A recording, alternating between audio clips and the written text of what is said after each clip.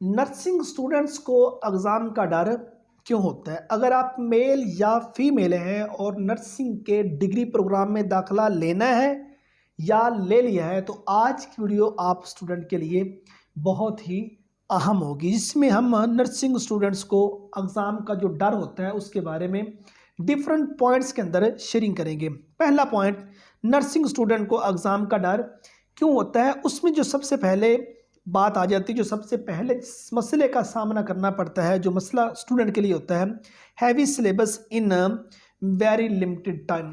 थोड़ा वक्त होता है, सिलेबस ज़्यादा होता है, आपके लिए कवर करना मुश्किल हो जाता होता है, इसलिए स्टूडेंट को एग्ज़ाम का डर लगता है। याद रखिए कि जिसकी इम्तहान में अच्छी तैयारी हुई होती है उसकी मुमकिन कोशिश होती है पेपर अभी हो जाए, और जिनकी तैयारी नहीं होती वो कहते हैं काश 10 दिन 15 दिन महीना ये एग्ज़ाम और डिले हो जाए। और उसके बाद मेडिकल टर्म्स याद रखना स्टूडेंट के लिए मुश्किल हो जाता है। बसावकात ये होता है कि बंदा खुद इतना ज़्यादा मेडिकल के डिग्री प्रोग्राम में आने के लिए इंटरेस्टेड नहीं होता, लेकिन वालदैन की ख्वाहिश ये होती है कि आप इस डिग्री प्रोग्राम में जाएं, हमारी ख्वाहिश है जी आप नर्सिंग के स्टूडेंट बने, इसका बड़ा स्कोप है। वो जिस तरह किंग एडवर्ड मेडिकल यूनिवर्सिटी की एक MBBS की तालबा का इंटरव्यू हुआ ना, तो सहाफ़ी ने पूछा कि बेटे आप MBBS क्यों कर रही हैं, और वो कहने लगी मेरी नानी की ख्वाहिश थी। कहा बेटे तुम्हारी नानी किधर है? कहने लगे सर जी वो जन्नत में है।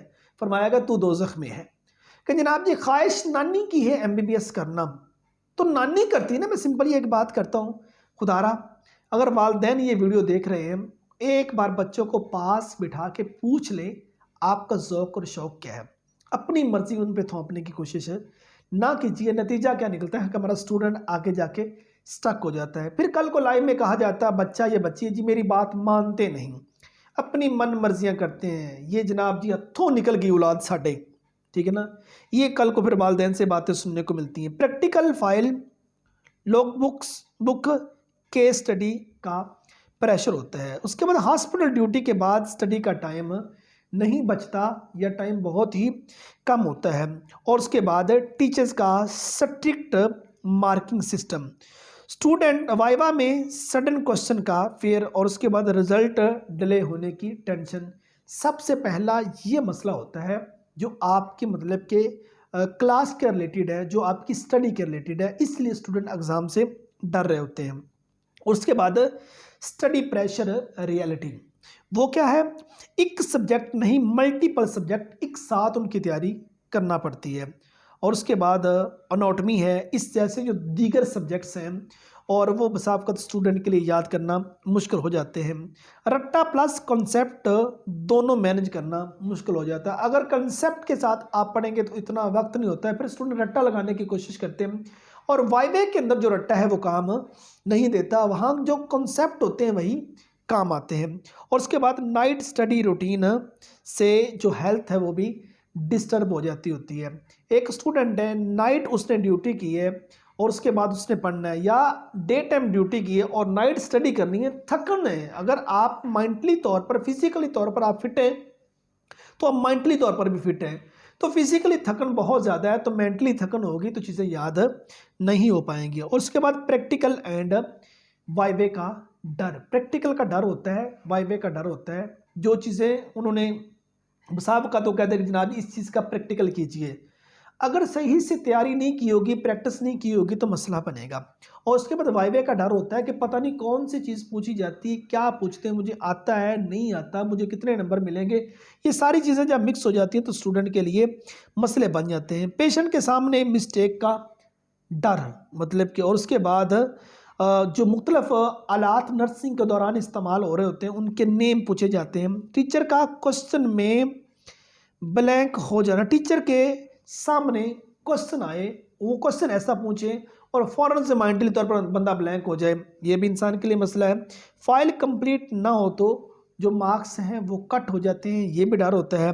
कॉन्फिडेंस लो हो जाता है, ये भी डर होता है। और उसके बाद emotional and mental side, comparison with classmate, एक ये भी डर, फिर अपना कंपैरिजन क्लास के लड़कों या लड़कियों के साथ किया जा रहा होता है, इसलिए भी डर होता है कि उसकी तैयारी तो इतनी ज़्यादा होगी, मेरी तैयारी इतनी नहीं है, ये डर।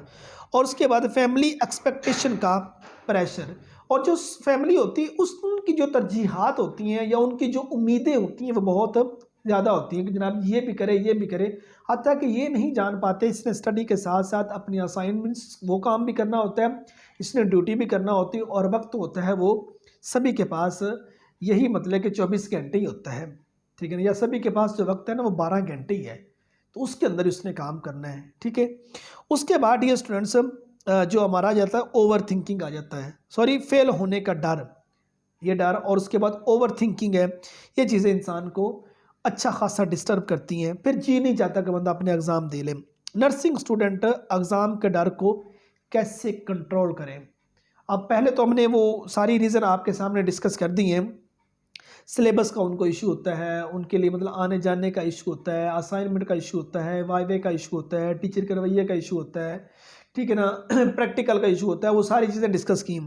अब बात ये है कि इमोशनल और मेंटल साइड उसको भी हमने डिस्कस किया। अब नर्सिंग स्टूडेंट एग्ज़ाम के डर को कंट्रोल कैसे करें, उस पर अगर हम बात करें प्रॉपर टाइम टेबल बनाया जाए जिसके अकॉर्डिंग पढ़ना, पता है इस टाइम से इस टाइम तक मैं ड्यूटी पर जाता हूँ या जाती हूँ, इतना मैं मेरा कॉलेज का टाइम है, उसका दरमियान जो टाइम फ्रेम है उसको प्रॉपर मैनेज किया जाए।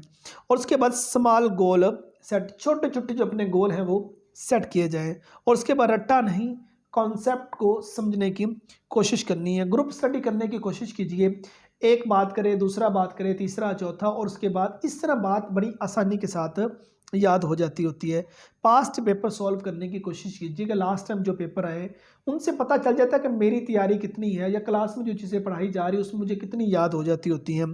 और उसके बाद शॉर्ट ब्रेक लेना ज़रूरी है, इसको पोमोडोरो टेक्निक कहा जाता है कि 25 मिनट पढ़ना है और 5 मिनट फिजिकली रेस्ट करनी है, थोड़ी सी चहलकदमी कर लेनी है, कुछ नवाफल पढ़ लेने हैं, नमाज का वक्त है तो नमाज अदा कर लेनी है। और उसके बाद दुआ प्लस पॉजिटिव माइंड सेट है, इन दोनों का भी चोली दामन साथ है, इसको मस्बत रखिए और अल्लाह के हजूर दुआ कीजिए, रब ज़रूर मदद फरमाएगा। अपनी हेल्थ का भी ख्याल रखना है। और उसके बाद जो मोटिवेशनल सेगमेंट है आप स्टूडेंट्स के लिए, हर नर्स ने ये फेस किया होता है, इस फेज से आप गुजर रहे हैं या गुजर रही हैं, तो आप जो बड़ी नर्स हैं जो बाहर कहीं काम कर रही हैं, या नर्स में मेल भी अब आ गए वो बाहर काम कर रहे हैं, उनको देख के आप इस शोबे में आए, तो जिस मसाइल से आप लोग गुजर रहे हैं इस मसले का सामना उन्होंने भी किया होता है, तो लिहाजा थोड़े से कूल माइंडेड रहिए। फेयर टेम्परेरी होता है और जो सक्सेस है वो परमानेंट है। तो डर टेम्परेरी है, एग्ज़ाम का है, 6 माह बाद पेपर होने करीब है, कुछ नहीं होता, पास या फेल कुछ नहीं होता, 1-2 सब्जेक्ट में रह गया अगली बार से, ये टेम्परेरी है। और जो सक्सेस है वो लॉन्ग टर्म है। आज की स्ट्रगल कल की स्ट्रेंथ बनेगी, अगर आज की मेहनत है ना तो कल के लिए ये आपके लिए एजाज़ होगा। उसके बाद आप सिर्फ स्टूडेंट नहीं, फ्यूचर के लाइफ सेवर हैं। आप सिर्फ स्टूडेंट नहीं हैं, मुस्तकबिल में आपने हज़रत इंसान की ज़िंदगियां बचानी हैं, और जिसने एक शख्स को बचा लिया उसने गोया पूरी उम्मत को बचा लिया। ये बात जहन में रखिएगा। उम्मीद करता हूँ कि आज की वीडियो जिसमें हमने नर्सिंग स्टूडेंट को एग्ज़ाम का डर क्यों होता है और ये डर कैसे ख़त्म किया जाए इसके बारे में हमने बात की। ये वीडियो आप स्टूडेंट को अच्छी लगी होगी। नेक्स्ट वीडियो में मिलते हैं। अपना बहुत सारा ख्याल रखिएगा। फ़ी अमानिल्लाह।